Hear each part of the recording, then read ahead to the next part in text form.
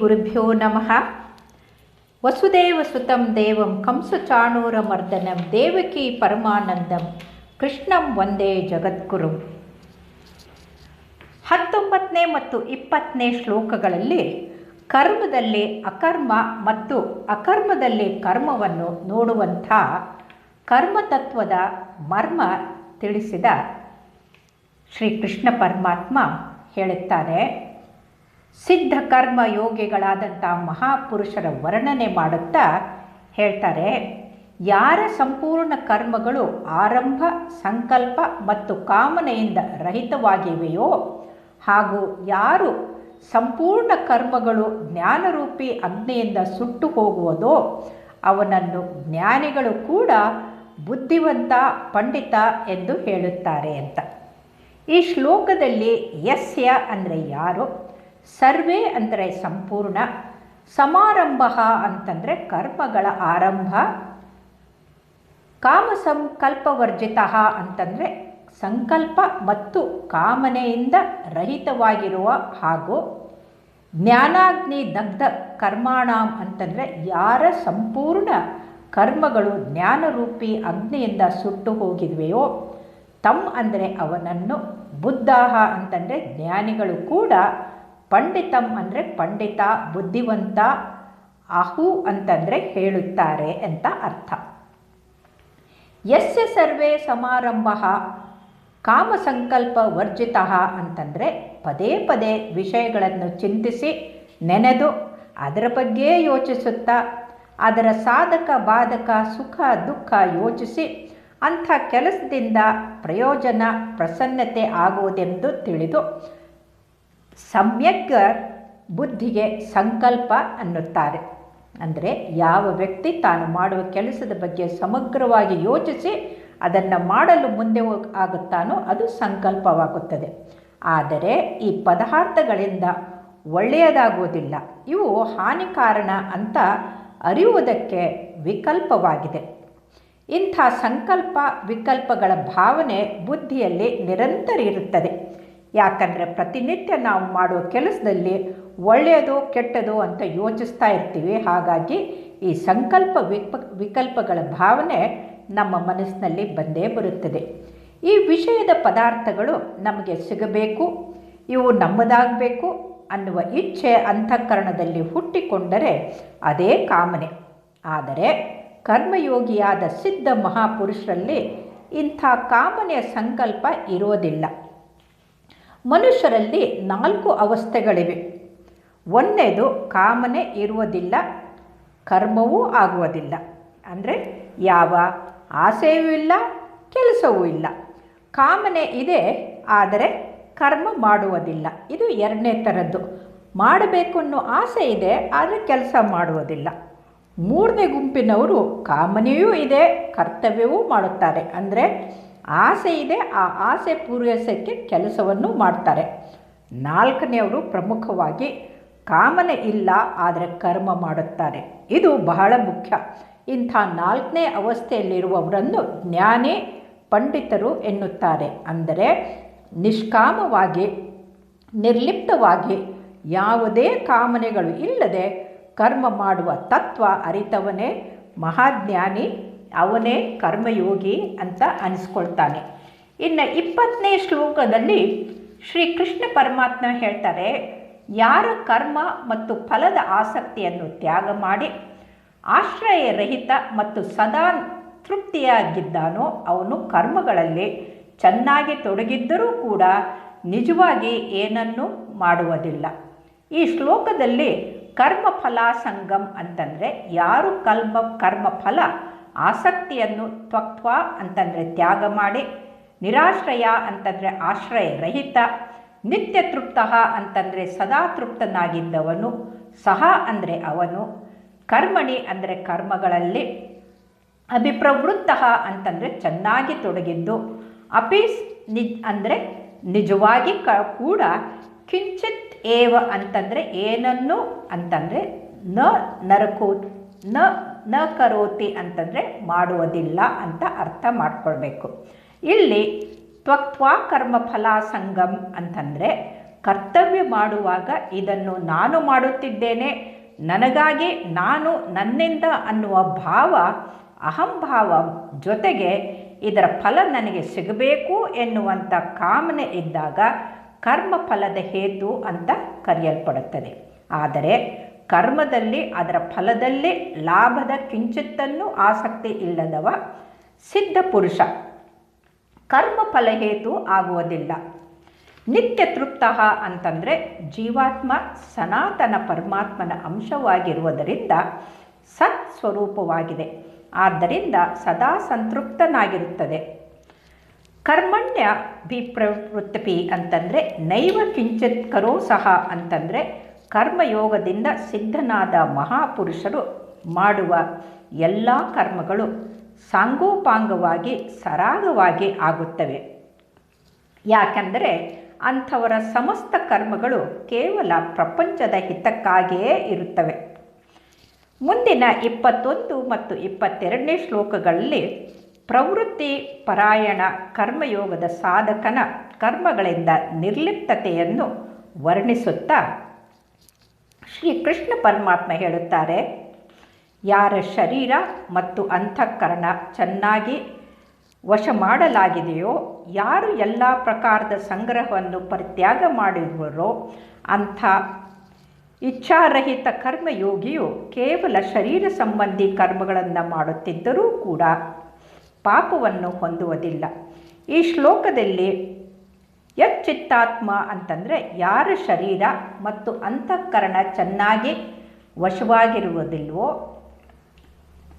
ತ್ಯಕ್ತ ಸರ್ವ ಪರಿಗ್ರಹ ಅಂತಂದರೆ ಯಾರು ಎಲ್ಲ ತರಹದ ಸಂಗ್ರಹವನ್ನು ಪರಿತ್ಯಾಗ ಮಾಡಿರುವನೋ ಅಂತಹ ನಿರಾಶಿಹಿ ಅಂತಂದರೆ ಇಚ್ಛಾರಹಿತ ಕರ್ಮಯೋಗಿಯು ಕೇವಲಂ ಅಂದರೆ ಕೇವಲ, ಶರೀರಂ ಅಂದರೆ ಶರೀರದ ಸಂಬಂಧಿ, ಕರ್ಮ ಅಂದರೆ ಕರ್ತವ್ಯ, ಕುರ್ವನ್ ಅಂದರೆ ಮಾಡುತ್ತಿದ್ದರೂ ಕೂಡ, ಕಿಪ್ಲಿಶಂ ಅಂತಂದರೆ ಪಾಪವನ್ ಅಂದರೆ ನ ಆಪ್ನೋತಿ ಅಂತಂದರೆ ಹೊಂದುವುದಿಲ್ಲ ಅಂತ ಅರ್ಥ.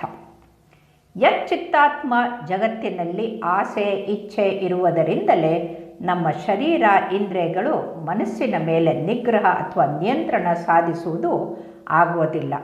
ಆದರೆ ನಿರಾಶಿಹಿ ಅಂತಂದರೆ ಕರ್ಮಯೋಗಿಗಳಲ್ಲಿ ಆಸೆ ಇಚ್ಛೆ ಇರುವುದಿಲ್ಲ. ಆದ್ದರಿಂದ ಅವರಿಗೆ ಶರೀರ ಇಂದ್ರಿಯ ಮತ್ತು ಅಂತಃಕರಣದ ಮೇಲೆ ನಿಯಂತ್ರಣ ಸಾಧ್ಯವಾಗುತ್ತದೆ. ತ್ಯಕ್ತ ಸರ್ವ ಪರಿಗ್ರಹ ಅಂತಂದರೆ ಕರ್ಮಯೋಗಿ ಸನ್ಯಾಸಿಯಾಗಿದ್ದರೆ ಅವರು ಎಲ್ಲ ತರಹದ ಭೋಗ ಸಾಮಗ್ರಿಗಳನ್ನು ತ್ಯಾಗ ಮಾಡಿರ್ತಾನೆ.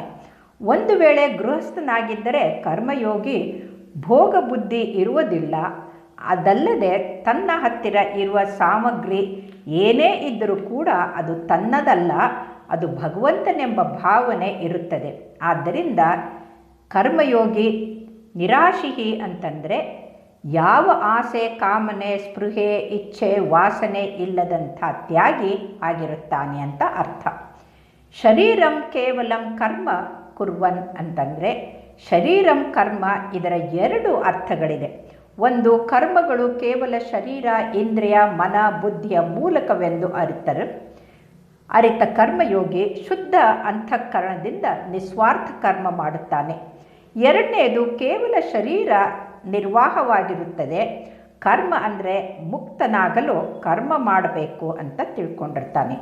ನಾಪ್ನೋತಿ ಕಿಲ್ಬಿಷಂ ಅಂತಂದರೆ ಕರ್ಮ ಮಾಡುವಾಗ ಕಾಮನೆಯಿಂದ ಮಾಡದೆ ಜನ್ಮ ಮರಣ ರೂಪಿ ಬಂಧನಕ್ಕೊಳಗಾಗುತ್ತಾರೆ. ಆದರೆ ಕರ್ಮಯೋಗಿ ಯಚ್ಚಿತ್ತಾತ್ಮ ಆಗಿರುವುದರಿಂದ ಶರೀರ ಇಂದ್ರಿಯ ನಿಗ್ರಹ ಮಾಡಿ ಅಂತಃಕರಣ ಸಂಯಮಿ ಆಗಿರುವುದರಿಂದ ಅವನಿಂದ ಯಾವುದೇ ಥರದ ನಿಷಿದ್ಧ ಕ್ರಿಯೆ ಖಂಡಿತ ಆಗುವುದಿಲ್ಲ. ಅಂದರೆ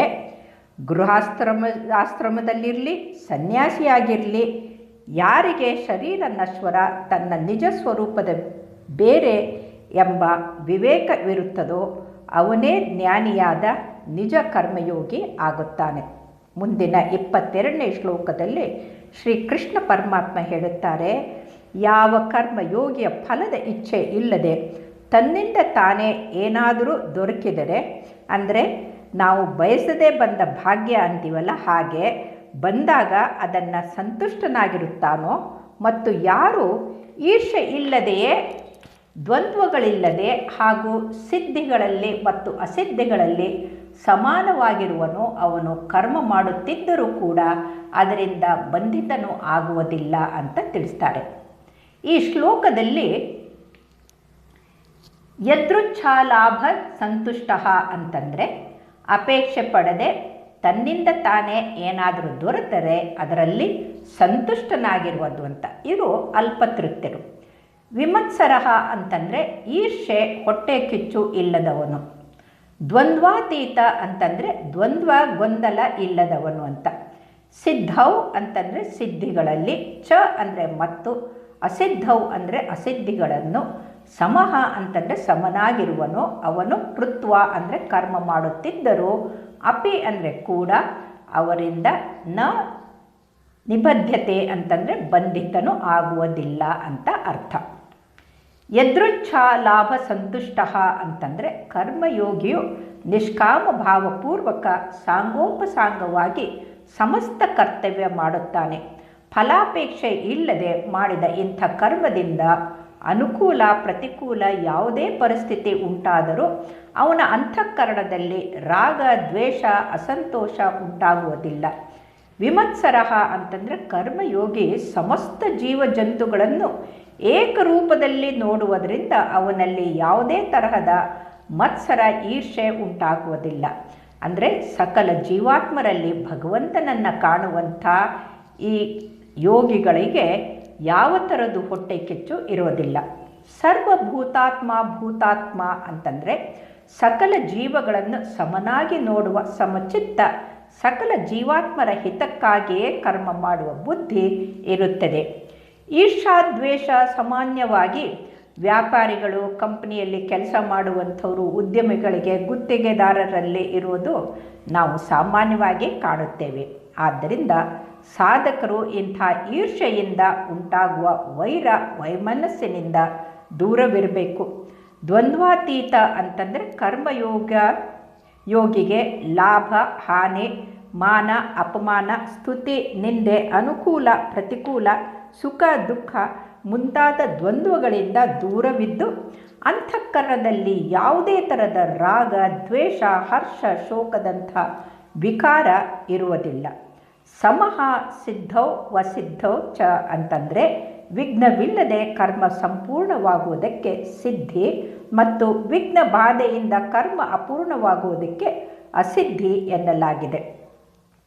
ಆದರೆ ಕರ್ಮಯೋಗಿ ಗೆಲುವನ್ನು ಸೋಲನ್ನು ಸಮಾನವಾಗಿ ಸ್ವೀಕರಿಸುತ್ತಾನೆ. ಕೃತ್ವಾಪಿ ನ ನಿಬದ್ಧೈತೆ ಅಂತಂದರೆ ಕರ್ಮಯೋಗಿ ಎಂದೂ ಕರ್ಮಗಳಿಂದ ಬಂಧಿತನು ಆಗೋದಿಲ್ಲ ಅಂತ ಅರ್ಥ. 23ನೇ ಶ್ಲೋಕದಲ್ಲಿ ಮುಂದುವರಿಸಿ ಶ್ರೀ ಕೃಷ್ಣ ಪರಮಾತ್ಮ ಹೇಳುತ್ತಾರೆ, ಯಾರ ಆಸಕ್ತಿಯು ಸರ್ವಥಾ ಅಳೆದು ಹೋಗುವುದೋ, ಯಾರು ಮುಕ್ತನಾಗಿರುವನೋ, ಯಾರ ಬುದ್ಧಿಯು ಸ್ವರೂಪದ ಜ್ಞಾನದಲ್ಲಿ ನೆಲೆಸಿದೆಯೋ, ಇಂತಹ ಕೇವಲ ಯಜ್ಞಕ್ಕಾಗಿ ಕರ್ತವ್ಯ ಮಾಡುವ ಮನುಷ್ಯನ ಸಂಪೂರ್ಣ ಕರ್ಮಗಳು ನಾಶವಾಗುತ್ತವೆ ಅಂತ. ಈ ಶ್ಲೋಕ ಕರ್ಮಯೋಗದ ಪ್ರಮುಖ ಶ್ಲೋಕವಾಗಿದೆ. ಕಾರಣ ಇದರಲ್ಲಿ ಕರ್ಮಯೋಗಿಯ ಸಮಸ್ತ ಕರ್ಮಗಳು ವಿಲೀನಗೊಂಡಿವೆ. ಈ ಶ್ಲೋಕದಲ್ಲಿ ಗತಸಂಗಸ್ಯ ಅಂತಂದರೆ ಯಾರ ಆಸಕ್ತಿ ಸರ್ವಥಾ ಅಳೆದು ಹೋಗಿದೆಯೋ, ತನ್ನ ಸ್ವಾರ್ಥ ಸಂಪೂರ್ಣ ತ್ಯಜಿಸಿ ಲೋಕಹಿತಕ್ಕಾಗಿಯೇ ಕರ್ಮ ಮಾಡುತ್ತಾನೋ ಅಂಥವರು ಮುಕ್ತಸ್ಯ ಅಂದರೆ ಮುಕ್ತನಾಗಿದ್ದಾನೆ ಎಂದು ತಿಳಿಸಿದ್ದಾರೆ ಶ್ರೀಕೃಷ್ಣ ಪರಮಾತ್ಮ. ಜ್ಞಾನಾವಸ್ಥಿತ ಚೇತಸಃ ಅಂತಂದರೆ ಬುದ್ಧಿಯಲ್ಲಿ ನಿತ್ಯ ನಿರಂತರ ತಾನು ಭಗವಂತನ ಸ್ವರೂಪವೆಂದು ಜ್ಞಾನ ಜಾಗೃತವಾಗಿರುವಂಥವನು, ಅಂದರೆ ವಾಸ್ತವಿಕ ಸತ್ಯ ಅರಿತವನು. ಯಜ್ಞಾಯಾಚರತಃ ಅಂತಂದರೆ ಕರ್ಮೆ ಸಮಗ್ರಂ ಪ್ರವಿಲೀಯತೆ ಅಂತಂದರೆ ಕರ್ಮದಲ್ಲಿ ಅಕರ್ಮವನ್ನು ನೋಡುವ ಒಂದು ಪ್ರಕಾರಕ್ಕೆ ಯಜ್ಞಾರ್ಥ ಕರ್ಮ ಅಂತ ಅಂತಾರೆ. ಅಂದರೆ ಯಜ್ಞಕ್ಕಾಗಿ ಕರ್ಮ ಮಾಡುವುದಾಗಿ ತಿಳಿಸಿದೆ. ಅಂದರೆ ನಿಸ್ವಾರ್ಥವಾಗಿ ನಿಷ್ಕಾಮವಾಗಿ ನಿರ್ಮಲ ಅಂತಃಕರಣದಿಂದ ಲೋಕಹಿತಕ್ಕಾಗಿ ಮಾಡುವ ಕರ್ಮವೇ ಯಜ್ಞವಾಗಿದೆ. ಹೀಗೆ ಯಜ್ಞಕ್ಕಾಗಿ ಕರ್ಮ ಮಾಡುವ ಕರ್ಮಯೋಗಿ ಸಮಸ್ತ ಬಂಧನಗಳಿಂದ ಮುಕ್ತನಾಗುತ್ತಾನೆ. ಸಮಗ್ರಂ ಪ್ರವಲೀಯತೆ ಅಂದರೆ ಸಂಪೂರ್ಣವಾಗಿ ಕರ್ಮದ ಬಂಧನ ನಾಶವಾಗುತ್ತದೆ ಅಂತ ಅರ್ಥ. ಅಂದರೆ ಇಂಥ ಕರ್ಮಯೋಗಿಗೆ ಪರಮಾತ್ಮನೊಂದಿಗೆ ನಿತ್ಯ ಸತ್ಯ ಸಂಬಂಧದ ಅರಿವು ಆಗುತ್ತದೆ. ಹಾಗಾಗಿ ನಾವೆಲ್ಲ ಅರಿಯಲೇಬೇಕಾದಂಥದ್ದು, ಪ್ರತಿಯೊಬ್ಬರೂ ನೆನಪಿಡಬೇಕಾದಂಥ ವಿಚಾರವೊಂದೇ, ಅಂದರೆ ಕಾಮನೆಗಳಿಂದ ಕರ್ಮವಾಗುತ್ತದೆ.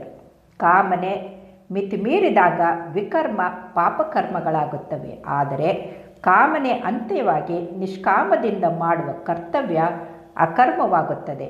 ಅಂದರೆ ಜನಸಾಮಾನ್ಯ ಜನರು ಪ್ರತಿನಿತ್ಯ ಮಾಡುವ ಕ್ರಿಯೆ ಕರ್ಮಗಳಾಗಿವೆ. ದುಷ್ಟರು ನೀಚರು ಮಾಡುವ ಅತ್ಯಾಚಾರ ಅನಾಚಾರ ಪಾಪಕರ್ಮಗಳಾಗಿವೆ. ಆದರೆ ಜ್ಞಾನಾಗ್ನಿಯಲ್ಲಿ ಸರ್ವಕರ್ಮಾಣಿ ಭಸ್ಮಸಾತ್ ಕುರೇತೆ ಅಂತಂದರೆ ಭಗವಂತ ಹೇಳಿದಂತೆ ಜ್ಞಾನಾಗ್ನಿಯಲ್ಲಿ ಯೋಗಿಯ ಯಜ್ಞದಲ್ಲಿ ಸಂಪೂರ್ಣ ಪಾಪಗಳನ್ನು ಭಸ್ಮ ಮಾಡಿ ನಷ್ಟ ಮಾಡಿ ಅಹಂ ತ್ವಾ ಸರ್ವ ಪಾಪೋಭ್ಯೋ ಮೋಕ್ಷಯಿಷ್ಯಾಮಿ ಅನ್ನುವಂತೆ ಪಾಪಗಳಿಂದ ಮುಕ್ತಿ ಸಿಗುತ್ತದೆ. ಬನ್ನಿ, ನಾವೆಲ್ಲರೂ ಕರ್ಮಯೋಗಿಗಳಾಗಿ ನಾವು ಮಾಡುವ ಪ್ರತಿ ಕರ್ಮವನ್ನು ಯಜ್ಞರೂಪಿ ಕರ್ಮವಾಗಿಸಿ ಅದರಲ್ಲಿ ನಮ್ಮೆಲ್ಲರ ಆಸೆ, ಈರ್ಷೆ, ರಾಗ, ದ್ವೇಷ ಎಲ್ಲವನ್ನ ಸುಟ್ಟು ನಿಷ್ಕಲ್ಮಶ ನಿರ್ಮಲ ಮನಸ್ಸಿನಿಂದ ಪಾಪಮುಕ್ತರಾಗೋಣ. ಲೋಕ ಕಲ್ಯಾಣಕ್ಕಾಗಿ ಕರ್ಮ ಮಾಡೋಣ. ಶ್ರೀಕೃಷ್ಣಾರ್ಪಣಮಸ್ತು. ಶುಭವಾಗಲಿ.